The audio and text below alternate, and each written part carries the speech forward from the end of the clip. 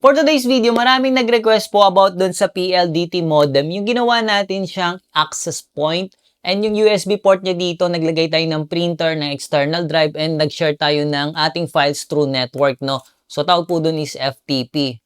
So, meron po to kasing mga function, multi-function tong USB niya para dun. Okay? So, tuturo ko sa inyo guys kung paano natin ginawa yon. So, tara, umpisa na natin. Alright, so ito na yung PLDT natin. Iko-connect lang natin yung LAN cable natin. Any port guys, no? LAN 1, 2, 3, 4. And then dito naman, nakalagay yan sa ating CPU. And then later on guys, no, after configuration, ilalagay naman natin tong LAN cable na nakakonect dun sa ating main router na Converge. Okay? Huwag nyo munang ilalagay yung Converge natin or any provider, no? Kapag ka nagsisetup tayo. So first gagawin natin is, i-reset natin siya. So dito may kita nyo, meron po yung reset button. So, at least 10 seconds. 1, 10. And then, dito guys, may kita nyo, yung mga lights niyan. Nakita nyo, namatay sila, di ba? Ayun. Sana yung mga kurakot mamatay na din. Ayun. So, wait lang po natin yan mag-load. Okay. So, dito sa computer natin, open lang natin yung browser natin. And then, ayun. Nagbukas na siya. Ayan. So, itatype nyo lang guys, no, is HTTPS. Kasi kapag ka 192.168.1.1 lang tinype nyo, kaya yung iba na encounter nila ayaw mag-open ng interface, ganyan po yung lumalabas lagi, kasi maselan po si PLDT. Gusto niya po merong https://forward double and then admin.html. So pagdating naman guys no sa account, since mahaba yung password niya, sinulat ko na lang. Okay? So screenshot nyo na lang to. Alright? And then the password. So dito magki-create tayo ng new password. Tapos, dito naman sa Wi-Fi, login. Punta na tayo dito sa network application. So, dito sa network application, kung gusto nyong mag-share ng network nyo using FTP, yung pinakita ko sa inyo nung una.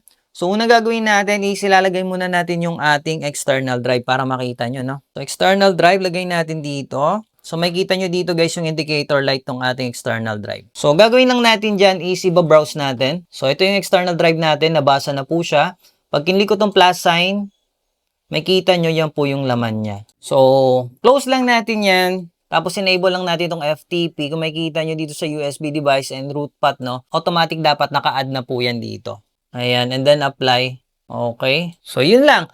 Tapos, punta tayo dito sa media sharing. O kaya dito muna sa home sharing. Ito naman yung para sa printer. So, by default guys, no, naka-enable yung printer and storage sharing. So, naka-check lang po yan dapat, no?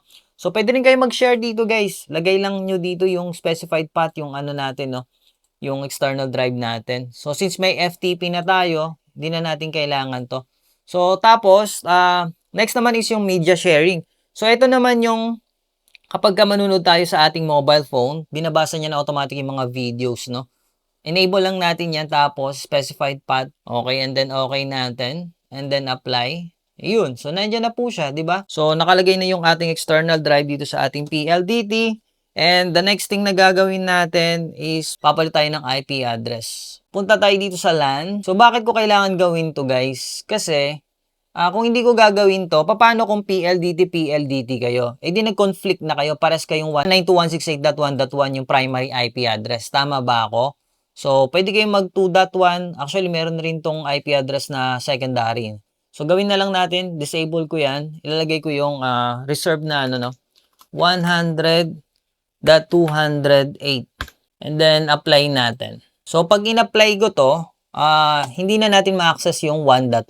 Magbabago na po yan ng IP address. Okay? So, magiging 208 na po yan. So, wait lang natin yan. Nag-load pa po yan, no? Okay? So, makikita nyo guys, no? Bago na yung IP address natin, 208. Lagay lang natin yung account natin. And then, log in. So, next na gagawin natin for the final battle, punta tayo dito sa LAN. Ayan. So, dito sa LAN connection, LAN host configuration, DHCP server, sorry. So, since nabago na yung IP address natin, no, disable na po natin yan. Yung mga yan, disable na natin and then apply natin. Ayun. So, wala na. Ganun lang. Di ba? So, connect natin yung ating network, guys, no. Ito na yung modem natin. Yan. Lagay natin any LAN port. Okay. So, mapapansin nyo, iilaw yung LAN 1 natin. Ayan, di ba? Okay, so refresh natin, disable, enable. Yun, connected na. Close natin, close google.com. Yun, oh. Bilis, oh. Dog style. So, subukan natin guys yung media sharing. Punta tayo sa start. Type lang natin yung media. Ano yun yung player natin? Ayan, Windows Media Player. Okay. So, makikita nyo guys, no, yung router name natin. Ayan po. Diba? H814B5. And then, videos. Double click. All videos. Or gusto nyo by folder. Ayan po siya. Diba? So, double click natin yung sample video. Ayan. Diba? Next. Ayan. Diba? Okay. So, try naman natin dito sa ating mobile phone. Gamit natin yung hot player. Tapos, punta tayo dito sa network connection. Ayan. So, makikita nyo dito guys, no? Merong media. Try natin to. Ito. Ayan. So, tama. Yun nga siya. Okay. So, best free screen noise recorder. Diba? For today's video, meron nagtanong sa atin kung ano daw yung magandang software na ginagamit. Okay. So, yung isa kanina. Diba? So, ganun lang guys, kadali. Kung mahilig ka manood, ayan, hindi mo na kailangan magda-download pa. Basta merong laman yung external drive mo ng mga movies, pwede mo yun ma-access sa ating PLDT modem. Okay? So, sa printer, ganun lang guys. Ipa-plug nyo na lang yung inyong printer. Ayan. So, try natin. Lagay natin yung printer. So, kung may hub kayo, ilagay nyo na lang sa hub. So, yan yung printer connection natin ha. So, ito yung sa external drive natin. Tinanggal ko na. So, bali naka-on na yung printer ko. So, punta lang tayo dito sa control, device and printer. Tanggalin ko muna itong dati. Remove ko para makita nyo. Yes. Refresh. So, wala na ha. Punta tayo dito sa add a device or add a printer. Ayan. Kung makikita nyo, detected na po siya. Select lang po natin yan. And then next. So, wait nyo lang po. Automatic na po yan mag-i-install ng driver niya. So, close natin. So, yan na. Tapos, right-click, set as default. And test print tayo, ha. Ayan. So, makikita nyo, lalabas na yung paper dyan. So, ganun lang guys, kadali mag-setup ng ating network sharing printer using PLDT modem. Okay? So, pagdating naman sa Wi-Fi speed, wala pong problema kasi yung mga modem natin like PLDT and Converge is naka Wi-Fi 5 na po sila.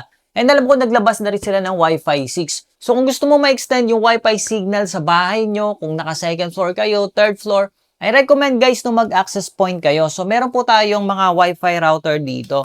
So, minsan kasi kahit na napakadaming antena po yan, just correct me, no? Tama ba? Pag third floor, fourth floor, minsan second floor, lalo na kung sobrang konkreto ng bahay mo, di ba? So, minsan hindi na umaabot yung signal natin, di ba? Tama ba? No? Just correct me if I'm wrong. Eto guys, ito yung pinaka-latest sa mga hindi nakakaalam. Ito yung BE3600 ni TP-Link. Ayan. So, napakalakas na ito guys, no? Meron nag-comment dyan, pumapalo daw to ng 4 gigabytes per seconds. Tama ba ako? Or 40? No, sorry nakalimutan ko sino yung nag-comment. Kung nandiyan ka pa, paki-comment na lang. Napaka-solid na ito guys, no? And then, meron na rin po siyang USB dito na pwede rin tayong mag-media sharing. So, nagawa ko na rin ng video to before. So, to yung mga bago. So, ito naman yung isa, yung Wi-Fi 6. So, guys, no, Wi-Fi 7, Wi-Fi 6, Wi-Fi 5. Okay? So, lalagay ko na lang yung link guys, no, yung mga product natin na TP-Link, no. Nandiyan lang yan sa comment section nilalagay ko para sa mga interesado. Maraming salamat sa bumibili sa ating affiliate link, sa mga solid supporters, subscribers natin. Thank you so much guys, no. Ingat kayo lagi and I hope na nakatulong ako sa inyo. God bless you all.